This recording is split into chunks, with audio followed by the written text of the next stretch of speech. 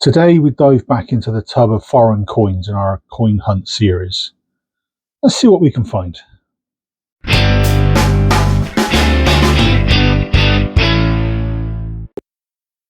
Welcome back everyone. If this is your first visit to my channel, welcome, and hopefully I'll earn your subscription.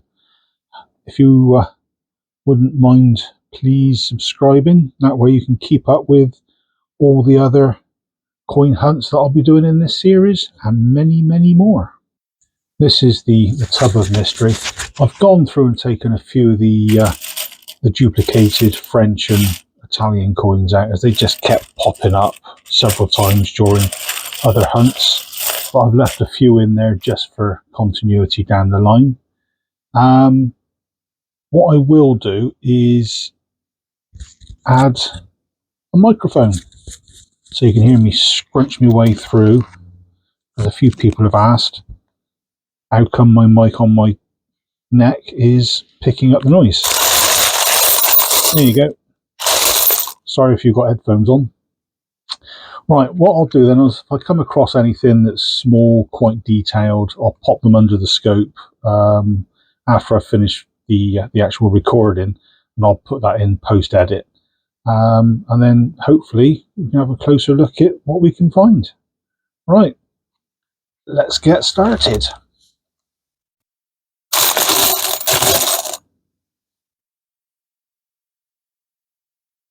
Okay, so French,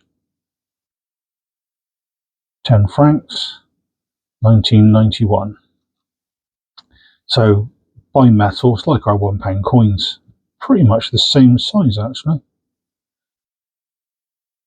These are quite common in mixed bags, and I actually found out only last week that these were also issued as non-circulating commemoratives.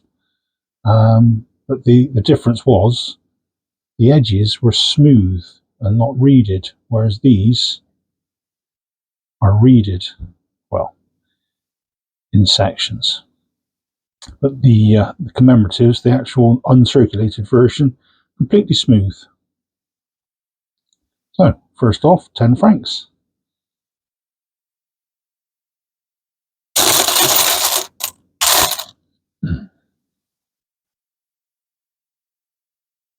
Oh, okay.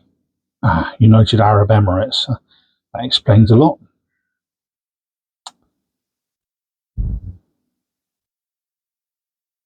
Yeah, that's 1 dirham every year. Yeah, there's the year in Arabic. So you've got 1982. Yeah, 1982. So that would make that the Arabic year, the Islamic year rather, 1402. So 1402. The dot in their numbering sequence is the 0, which I believe is where we actually get our saying, since the year dot. So we always say since the year dot, since forever. That is the dot that they refer to. So since year 0, really.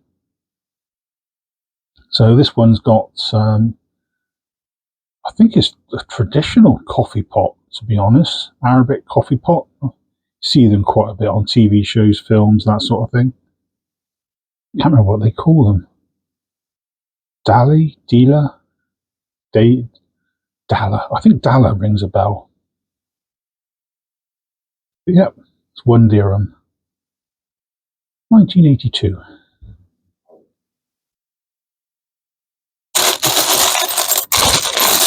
Good mix.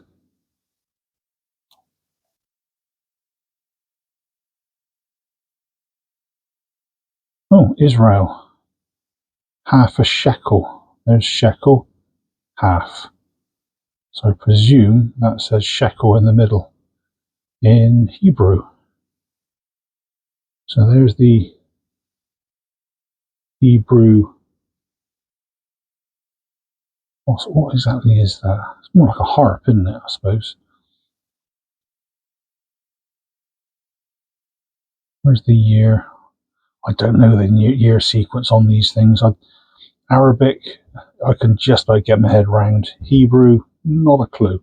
What I'll do, I think that down there is the year.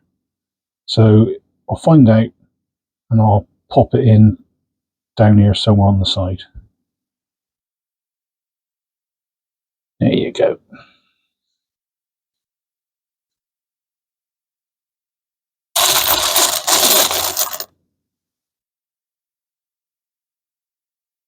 Oh, I recognise this. 1951, 1 shilling. So 1951, make that George the Sixth. There he is. This is after they stopped containing silver. These are all nickel or nickel based. So this particular version is the Scottish version rather than the English version. There's two types. The Scottish version has got thistle on the right and the Scottish flag on the left, whereas the English version has got a bigger crown in the middle and a lion across the top with no other emblems on it. Both were in circulation at the same time. Both came from the Royal Mint. And although this is pre-decimal, it actually carried on being used until they demonetized them in 1990, because they worked alongside the old bigger 5p's that we had back in those days. So yeah, these do pop up every so often. I've got a bag full somewhere.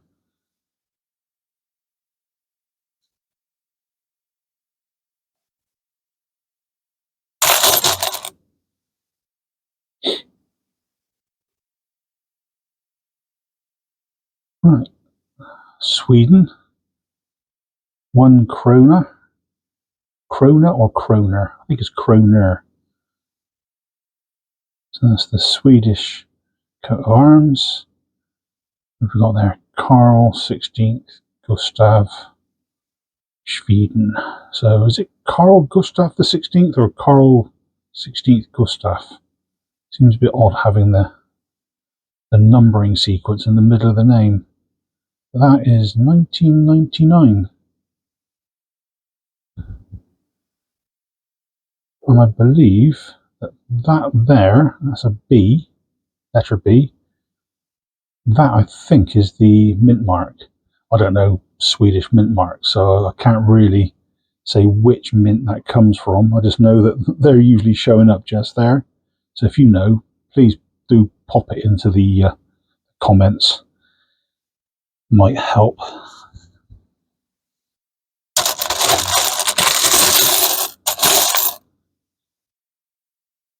Oh, okay. Focus. Cute. Oh, yeah, giveaway. Right. This should be a 1797 penny. Is that George the Second? George the Third? George. One of the Georges. Yeah. Should be George on the front, Britannia on the reverse. Only, yeah, if you know what the coin is, you'll recognise it. The giveaway is that wide lip, that wide edge that you can see. What I'll do, I'll dig a copy of mine out, because I've got a couple of these in much, much better condition. And what I'll do, I'll pop a picture of it, a photo of it right here, just about here-ish. Easy enough for me, right? Thank you very much. So, yeah, it's made of copper, and for a penny, it is quite heavy, really. I mean, over the years, the penny has actually got gradually smaller and smaller. So again, what I'll do, just for a size comparison, I'll show you this penny, the pre-decimal penny, the one that we all recognise with the Queen, King George the Sixth, Fifth, and so on, Victoria and Edward. And then the modern day penny, so you can actually see the size difference. But this thing, yeah, as it stands, yeah, it's only really worth its weight in copper. There's no numismatical value whatsoever anymore, which is sad. Just trying to see if I can make out any of the writing around the edge. It's completely worn. Oh, well, never mind.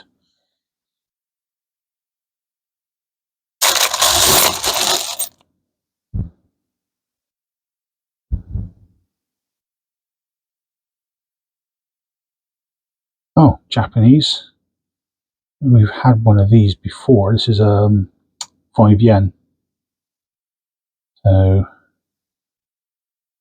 there's the 5, there's the word yen, or the equivalent.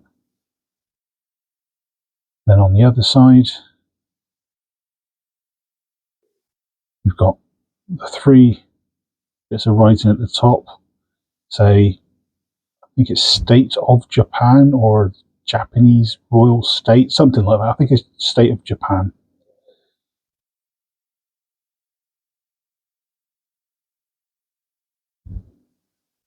And then down the bottom, that's where you've got your year. But it's not all the year. So Japanese coins are quite odd in that they don't follow the normal dating convention as we would do in the West. So what you've got is the first 2 characters actually denote the emperor, so the period. So this one is, yeah, judging by the coin, is going to be Hirohito. So he came to power in, or I should say, came to the throne in 1925, 26. And you've got 3 more characters. The character on the end, that is actually the word year. So the numbers that you need to look at are those 3. And that's... Oh, so I was learning this the other month because I had a couple of these before. That's a 4. That's a 10. That's a 9. So it's not 4, 10, 9. Well, it is. But it's 4 times 10. 40. And 9. So 49. So this is the 49th year of Hirohito's reign. So reading backwards, you've got year 49 of Showa, which was the name they gave to his period on the throne. I think it means peace, which I find is a bit ironic. There's a big war slap bang in the middle of that somewhere. And that equates to roughly 1974, I think, in the Western calendar. They're quite interesting to look into, actually, these, because, like I say, the naming, the dating difference compared to us, it makes it more interesting, a bit more intriguing, rather than pick a coin up and go, oh yeah, that's the year. So yeah, Japan 5 yen.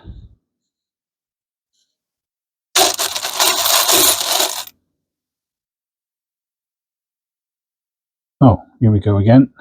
Talking of doubles, another French franc job, 10 francs. This one is 1989. Exactly the same as the first one, except the other one was 1991. So yeah, won't go too much into that. I might have to start looking at a few more doubles and starting to pull them out as well in that case.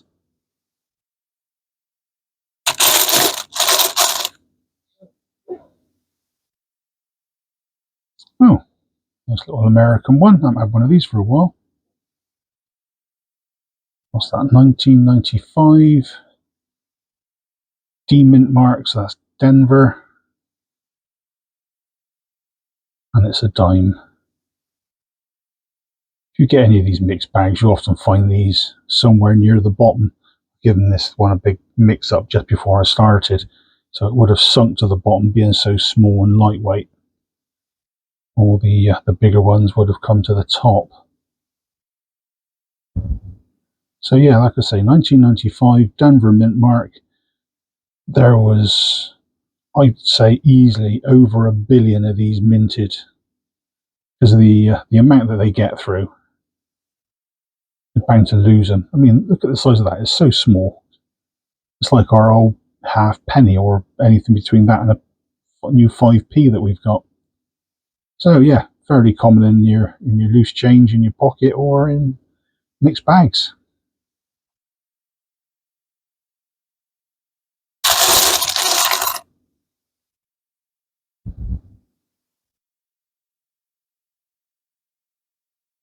₹200, so we're talking somewhere in the Far East. Bank of Indonesia. So 2003, ₹200. This is a very light coin, actually. Probably made of aluminium. So the obverse, I'm assuming that's the obverse. It's got the Indonesian national emblem. I've seen that before on other coins. So that will appear quite a bit. So if you just see the emblem, you will know straight away it's Indonesia. And on the back, what's that say? Jalak Bali. Anything to do with Bali, the place in that neck of the woods? Probably is.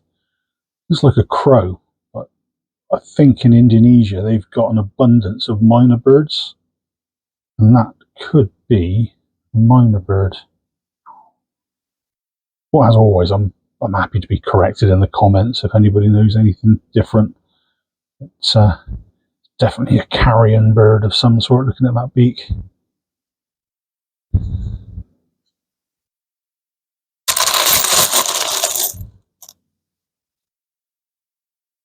Oh, France getting in on the act again. 20 centimes. 1996.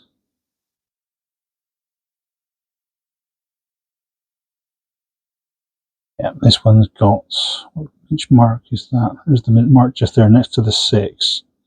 Looks like the bee, the bumblebee. Yeah, it's the bee mark. So on the obverse, you've got the recognisable character of Marianne, one of the national symbols of France. So then on the back, on the reverse, you've got the value, the wheat ear, and the olive branch, along with the usual French motto, liberté, égalité, fraternité. So liberty, equality, and fraternity. It's quite a shiny one, actually, the age. It's obviously not been rattling around in a mixed bag for a little while.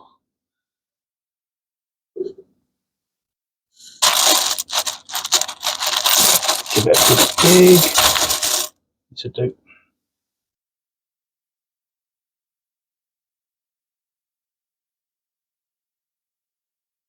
Oh, there's the giveaway straight away. Canada, yay. 1988. I'd just say that's $1. It doesn't say one, it doesn't say multiple, it doesn't say dollars. So it's obviously a single dollar, Canadian dollar. It's a new one for me. So the front's got, the obverse has got Elizabeth II. And as I say, the back, the reverse, it's got Canada, 1988, face value of $1. And the bird, I think, is that a loon? I think Canada, one of their national birds, or the national bird, is the loon. And the funny thing with this one as well,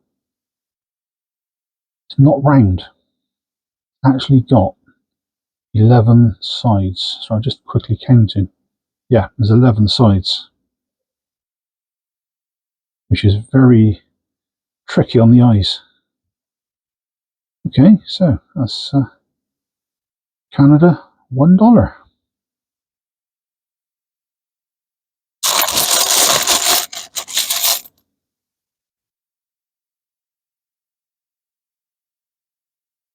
Holland, or Netherlands as they prefer to be called, given the right recognition.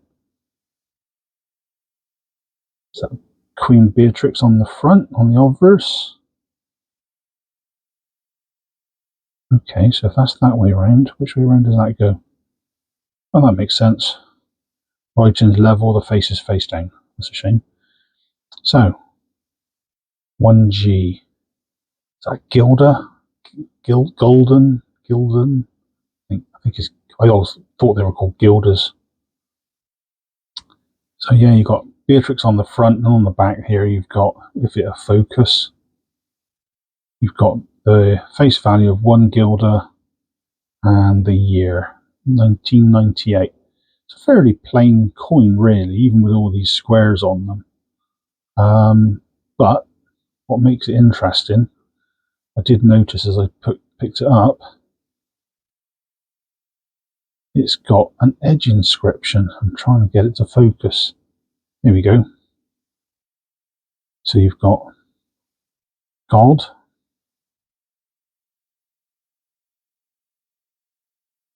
I'm not sure how they pronounce that. That should be Z-I-J, but the lettering's split.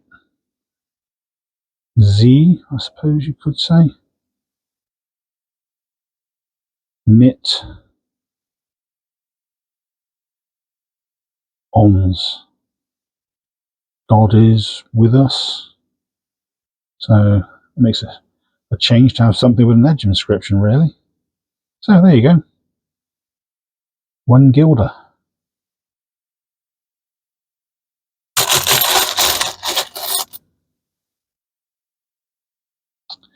Brazil. There's a small lightweight coin. 5 centavos, 1969. It is literally a simple coin, smooth edged. Nothing really on the back other than the face value and date of issue. And on the front, country of origin.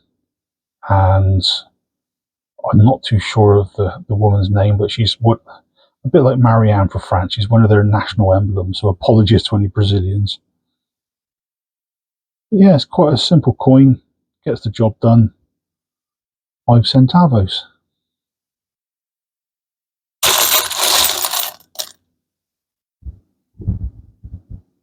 Eek.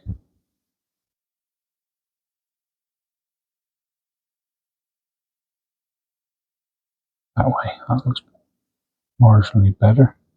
Yeah, there we go. That's it. Yugoslavensky, or Yugoslavia. There you go. Got it written down the side there. So what exactly have we got? 20 dinara. What's that date? 1955? So I haven't seen a coin from here in a long while.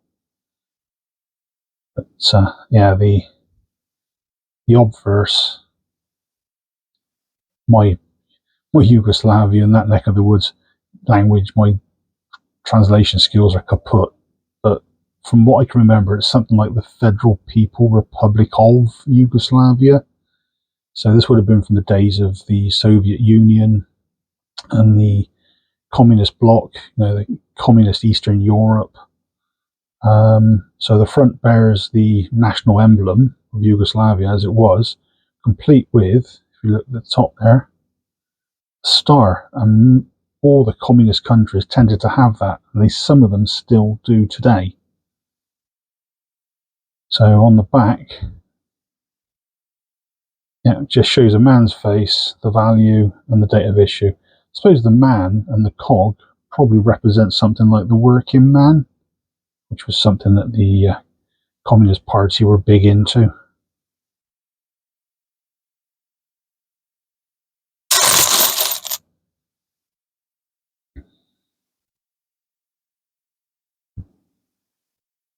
Magyar. Oh, Hungary. 1994? 84? 94, yeah, 1994. 100 forint. Again, fairly simple reverse. Tells you exactly what it does on the tin. In the front, you've got the Hungarian shield. with the year. Not much more I can really say about this. I don't know a great deal about Hungarian coins. It's got edge markings, but there is a pattern rather than actual written word. Okay. Alright, let's make this the last one. Have a dig. That one. Ooh, bunch of grapes. And 50 whatever they are. 50 grapes. Ah, yeah, Cyprus. So 1974 dates at the top. The date at the bottom, I believe, is the date of independence when they became a republic. So yeah, 1974. It's got a little bit more detail on it than some of the others, but not by a great deal. So it says pretty much Republic of Cyprus on the front. The national coat of arms. And on the back, a bunch of grapes with the number 50. So that'll be 50 mils in that case, seeing as it's from Cyprus. Quite a clean coin actually for something that's best part of 50 years old. Not many edge marks on it at all. So, as I say, that'll be the last one for now. There have been a few interesting ones there. I'm just trying to see which of my favourites really. It's a bit difficult to choose. Let's have a think. Well, this one, for one thing, just for the sake of the fact that it's an oddity, it's severely damaged, but with a little bit of knowledge, it's recognisable. Plus, it's potentially the oldest one I've got here at the moment. I do like the Japanese stuff, though. And where's the other one? Yep, we'll go with the Dutch, the Netherlands, one guilder, mainly for the inscription on the side being different. So that's the 3 picks. Hopefully you found that interesting, and you've possibly seen a coin or two that you've not seen before. I think I've seen possibly all of them bar 1 or 2 myself, so there's a couple of new ones in there. So on that note, hope to see you again. As always, thanks for sticking around to the end, and cheers all.